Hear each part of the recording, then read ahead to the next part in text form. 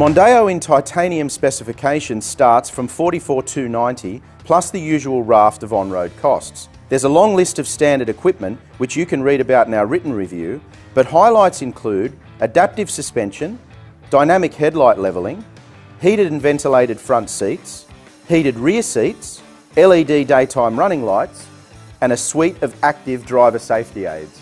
Now there's no doubt the Mondeo has got some edgy styling cues, and I'd go so far as to call this front grille a love it or hate it proposition. I've been driving the car for a week and I have to say I certainly don't love it. I think it makes it look a bit like a guppy fish. That said, I do like the LED daytime running lights. They give the Mondeo a really distinctive view, especially at night. Now out back, the rear end styling is probably a bit understated when you compare it to the front of the car. Now it's here inside the Mondeo's cabin that the premium feel is most evident. The sculpted seats, they're comfortable even over longer distances, and I like the clever auto parking system that makes the Mondeo supremely easy to manoeuvre around town. The European influenced design aesthetic extends to the 8-inch colour touchscreen which controls the clever Sync 2 system. But we have to admit there's a whole hell of a lot of buttons in here, especially on the steering wheel, which looks like one out of an F1 car. The Bluetooth connection is fast and reliable, and there's even a premium feel to the mapping software within the navigation unit. I love this central gauge display, but please Ford, please give us a digital speedometer. Back in the second row, believe it or not, you get heated seats, and as an added bonus, there's room for fully grown adults. Now for parents taking their kids on road trips, there's plenty of 12-volt power sockets for charging those electronic gadgets, which means no whinging from the kids.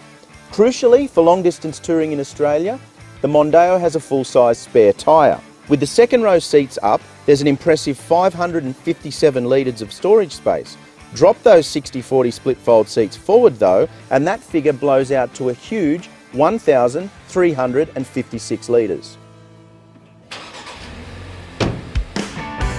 Now, people who love the Ford Falcon are used to the lazy and effortless performance that comes from a large capacity 6 or 8-cylinder engine, and you're not going to get that with a turbocharged small capacity engine like what's under the bonnet of the Mondeo.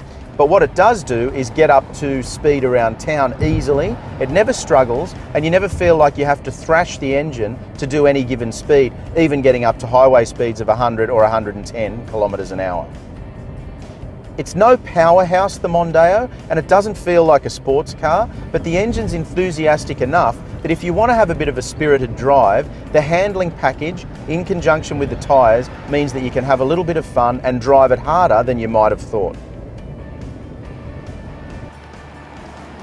So it's not all doom and gloom for Ford fans when the Falcon takes its final curtain call. Now, it's going to be a sad day for Australian manufacturing, there's no doubt about that, but in a modern economy and in a modern society, we simply can't keep building cars in Australia forever. Now, I'm not sure that the Mondeo is going to win over Blue Oval fans who absolutely love the Ford Falcon, but we like its premium feel without the premium price tag.